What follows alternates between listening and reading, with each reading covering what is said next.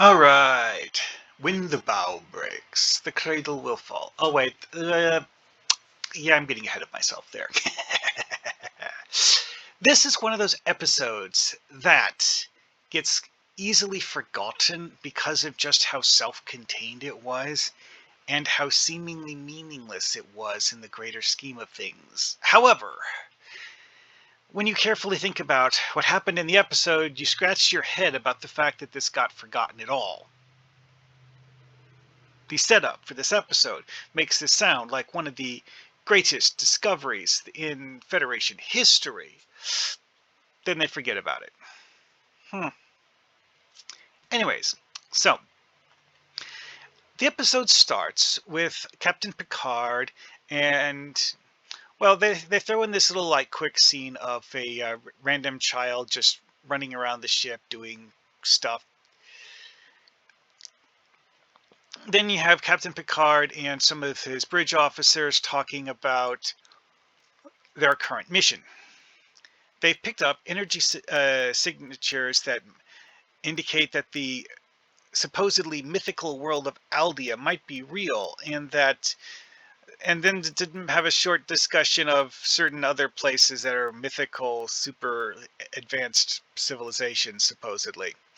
Side note, they don't explain the reference to Ninemen. They just throw it out there. It's like, oh yeah, like Atlantis on Earth, or Ninemen on Xerxes 7. And that's about it.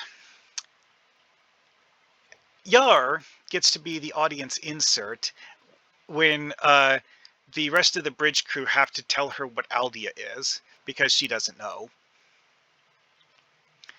The inhabitants of Aldia are thought to be able to cloak their planet in darkness in order to hide it from marauders or hostile passers-by. Oh, and suddenly the planet decloaks in front of the Enterprise. Dun dun dun! Yeah, so here we have the whole quest giver thing. This is a mission from Starfleet Command to investigate strange energy readings that are believed to be at the same location as Aldia should be. Side note, I have to question why Aldia is considered to be mythical when the Federation knows exactly where it's supposed to be. Is it solely because their cloak is just that good that no one has the ability to see it at all or detect its presence in any way, even when they take a really, really close look? Again, this is one of those things that pops up in Star Trek often, is that you have these entire solar systems that are completely, utterly abandoned and no one does anything with, because the system that Aldia is in is apparently completely empty except for Aldia. Why? Excellent question. Is there an answer that is in universe? No, there is not. Anyway, though, Aldia has a planetary cloaking system because of the fact that they are actually a highly advanced civilization and have been for several thousand years. Yeah, that's a thing. Oh, that's another thing. Is how many years have the Aldeans been stealing people from other civilizations? Well, as you can see here, the Aldeans are physically indistinguishable from humans on the outside. In fact, the Aldeans don't actually have particularly advanced knowledge in the present day because of the fact that their society has been dependent on the planetary supercomputer to maintain their technology for so long that they've all forgotten how to maintain it properly. And that's a problem because of the fact that the planetary cloaking system has started to give them radiation poisoning. And that's the reason for the beginning of the episode. The planetary cloaking system started malfunctioning seemingly years, maybe decades ago, and the Aldeans were unwilling to end their isolation in order to try to fix it or even decloak the planet, because apparently the reason for them leaving the cloak turned on in its damaged state is because of the fact that to decloak their world would mean giving up their legendary mythical status, which I personally have to question. It's like, how did the Aldeans know that the Federation considers them boogeymen? It's entirely possible that they have the ability to listen on subspace radio to broadcasts going from one Federation system to another, and just intercept things that are being broadcast on the airwaves, and thus listen in like that. Still, though, it is interesting that there are so many legends about Aldea in the Federation, and people leave the system completely vacant, even though they know which solar system it's supposed to be in. Sure, whatever. That's an interesting plot contrivance. Anyways, though, in the present day, the Aldeans are slowly dying off because of the fact that, one, the radiation poisoning is actually doing bad things to their health in general, and also it's made it so that they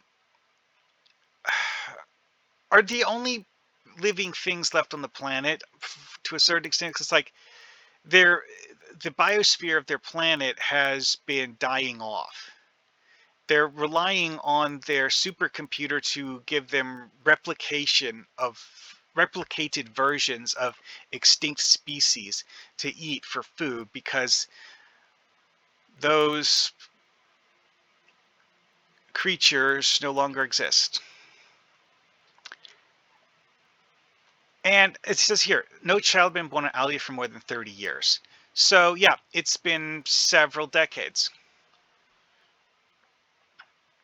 And okay, this explanation of radiation poisoning from ultraviolet rays is all sorts of weird batshit because of the fact that overexposure to UV radiation in real life gives you a sunburn.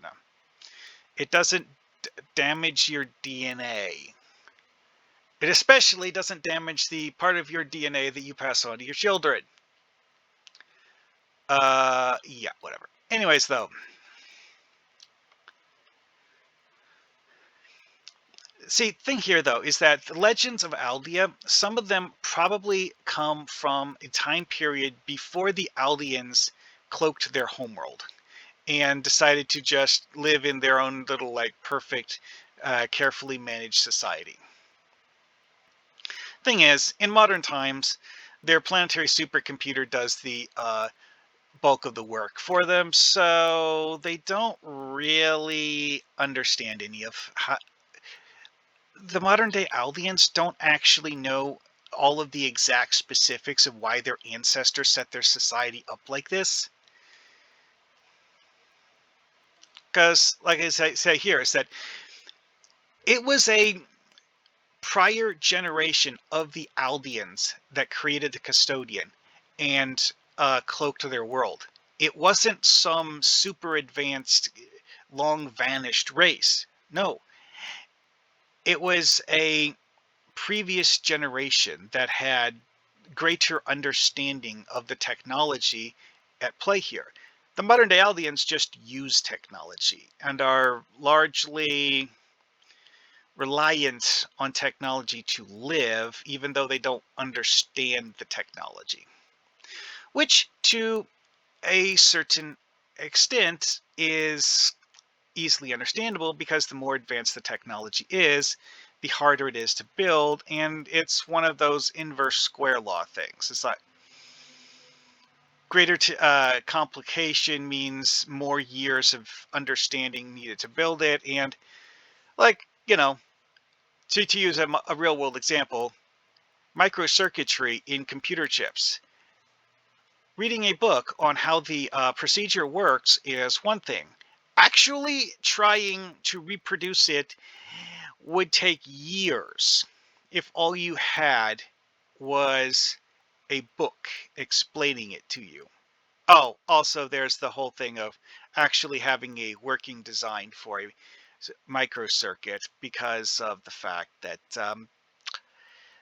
there's a reason why those are closely guarded trade secrets. and also a reason why there are so few successful knockoffs is because it's genuinely difficult to make advanced technology like that. You need very, very carefully thought out methods to get it to work right. And, you can't just be like, oh, I'm going to recreate this. Nah, it ain't that simple. And that's the problem the Aldeans are having. The cloak is malfunctioning and slowly poisoning their population. They haven't figured out how to fix it. And their world is dying. And for some reason, their solution to this is to ask Picard to allow some of the children, in air quotes, on the Enterprise to move to Aldea and live as Aldeans, because Aldea is this perfect utopia that realistically isn't what I would consider utopia, because the biosphere on the planet is mostly dead. Not much of a utopia, in my opinion. Oh yeah, that's another interesting thing. We see a lot of shots of Aldea, but we never see one of what the planet looks like on the outside except from orbit. Why is that? Yeah, there's a very simple explanation for that. It looks like a pile of crap. It's like a nearly dead world. It's like looking at a picture of it from orbit. There is nothing green to be seen. Like I said, the biosphere is mostly, if not completely, dead at this point. Now, I do have to question how the radiation exposure caused by the cloaking device is affecting everyone on the planet, including those living indoors. Yeah, we don't really it. Again, they hand waved the heck out of that one. They did not give a good explanation for how the cloaking device was giving everyone radiation poisoning, and to such an extent that over the last several decades it killed off almost the entire biosphere of the planet. That was hand waved. Anyway, though, the Aldeans think that acquiring human children would allow them to repopulate their planet or something. Except that, as Dr. Crusher notes, human children living on Aldea would, within a matter of months, get the same sort of radiation poisoning that was preventing the Aldeans from reproducing, and thus also become incapable of reproducing and doomed to a slow death by radiation sickness.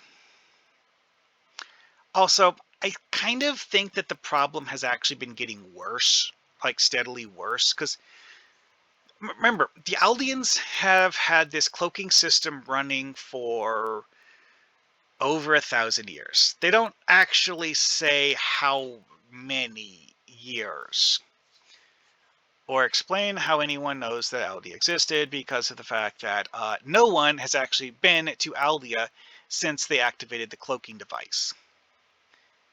Allegedly. Again, they leave that mysterious, like, how do people know about this? I don't know. But we heard rumors and legends, and we don't know where legends came from.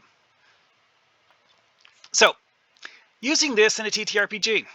I mean, there's an obvious, like, bottle episode, Alien of the Week, fetch quest kind of aspect to it. Federation High Command has sent you to investigate rumors and the possibility that possibly, we've actually found the location of Aldea. Cool. Then you go up and you find the Aldeans and start doing diplomatic negotiations with them. Because, as it turns out, the actual episode was entirely about diplomatic negotiations. So, yeah, this is probably... See, if you were to rewrite this so that it's not necessarily actually the Aldeans and stuff like that, then you would have a lot of flexibility to rethink the motives of them, because again, it's like the Aldeans were portrayed in the show as having very, very benign motives. Like, Their reason for cloaking their planet was that they wanted to keep their world safe from invaders. Because apparently they had had wars with other races prior to this. They were actually a race that knew how to travel the stars. They haven't done it in the memory of any Aldean that's currently still alive, but part of their history includes having visited other solar systems and found that there are other races out there that aren't necessarily interested in peaceful negotiations.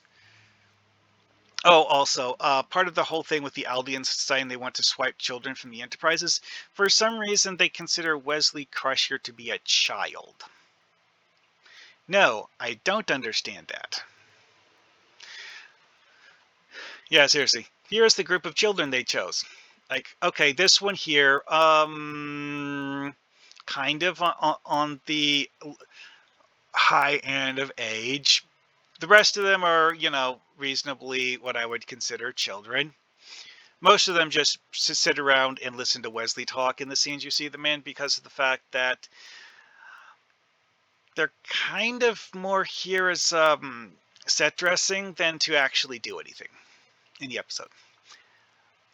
We actually have names for some of them, but it's just like, hey, this child is named Alexandra. This child was sitting in this scene staring at people. Now, I have to say, the way that they did the sets for Aldea was pretty good. Because the fact that you have these things that feel like they have meaning and purpose, and yet they're so alien, you really can't get a feel for what they actually are. These here is obviously a computer console. What's it say? I don't know.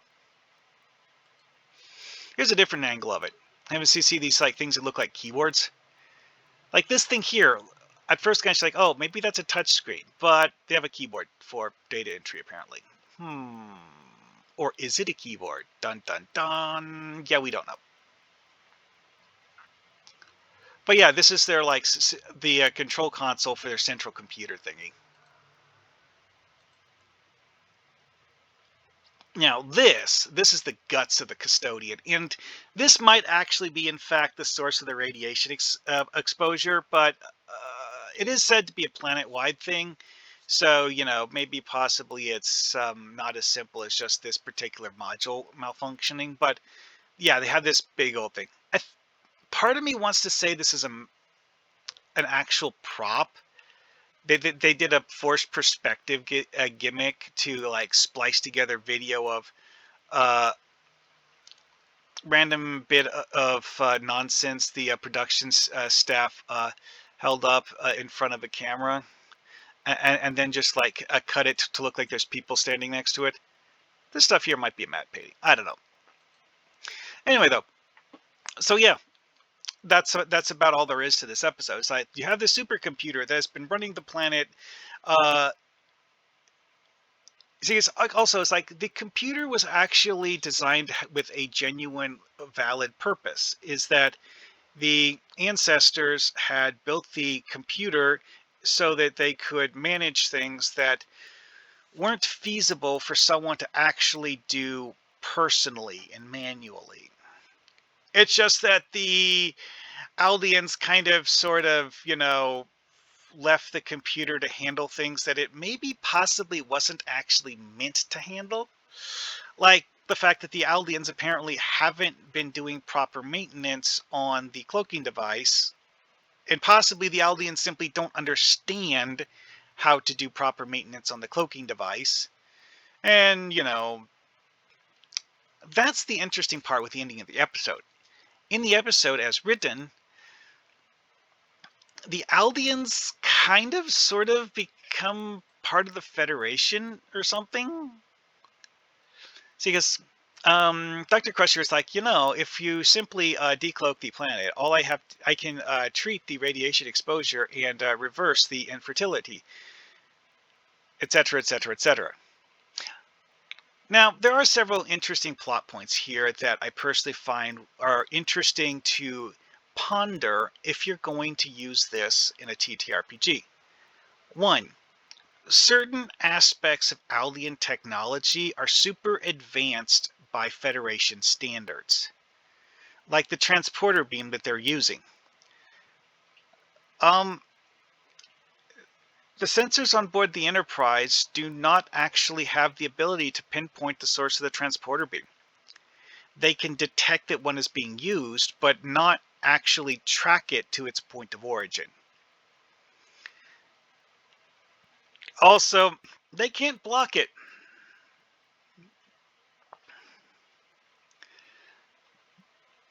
And as I mentioned earlier,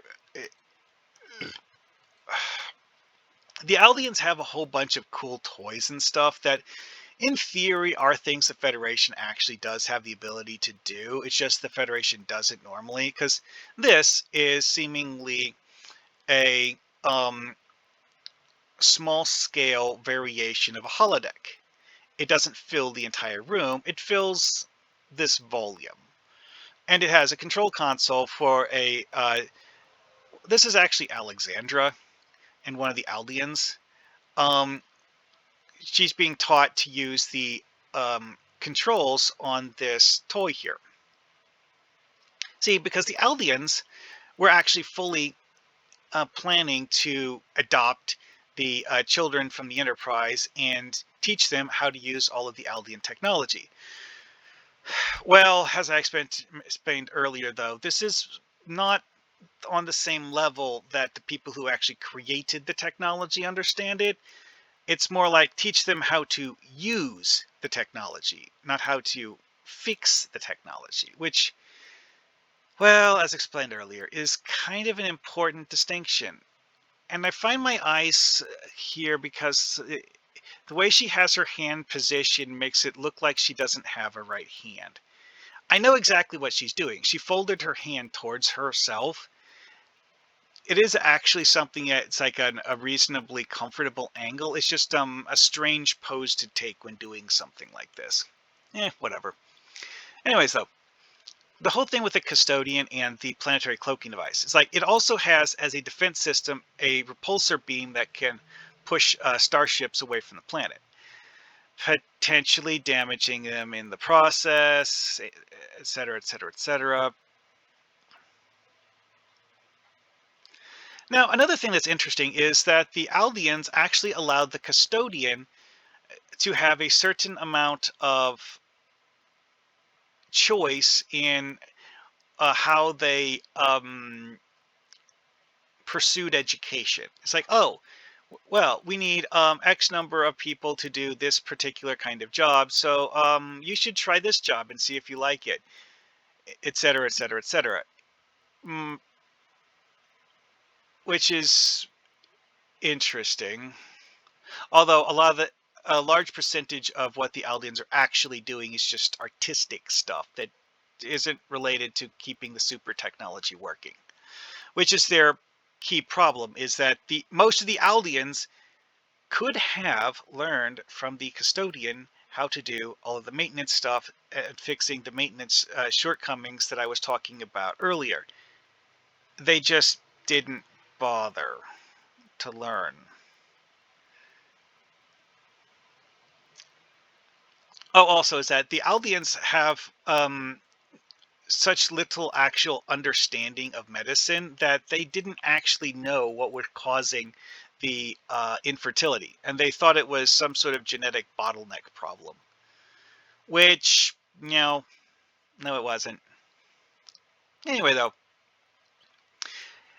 it's a pretty simple episode in terms of how you could approach it and do stuff, but the number one thing that I feel the need to mention about this is that this isn't the sort of episode where, from an in-universe perspective, it actually makes sense to forget about it in universe. Like Enterprise D at one point in time gets like repulsor beamed away from Aldea. Like, okay, yes, but you're going to make a note on that. You're going to tell Starfleet Command where you found Aldea. Starfleet Command is going to be very, very interested in the existence of Aldea. And that is something that is interesting here, is that you have what is something akin to a plot device added to the story. Like, it's kind of like drawing a map, and then you add a new section to the map and a new place. Like yes, here's this town over here off to the east that you haven't visited yet. Okay, there's now a new town that the players can visit later. From an universe perspective, it very much makes sense for the Federation to have some sort of negotiation or something with the Aldeans, and thus, repetitive contact with the Aldeans. That was interesting to learn. Hadn't actually looked that up before. These two are actually Will Wheaton's siblings. There is definitely a resemblance, that is for sure. Okay then. Yeah, definitely that one. And yeah, that one. Anyway, though, I'm getting sidetracked. But yeah, that's about all there is for this one. It's like, because writing out the diplomatic negotiations in universe, the real problem with the negotiations is that the Aldeans don't know what the problem is. The Aldeans have a problem, and they are expecting their race to die out when the lifespan of the current Aldeans is up.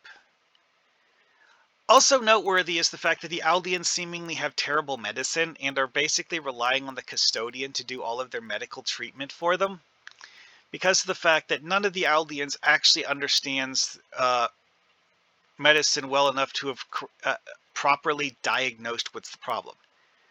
Because, again, one thing about Aldean society is that the Aldeans have become dependent on the computer for many aspects of daily life, and are unable to go through daily life without the computer handling things for them, because of the fact that they don't actually know how to do anything more complicated than pushing buttons on a computer console.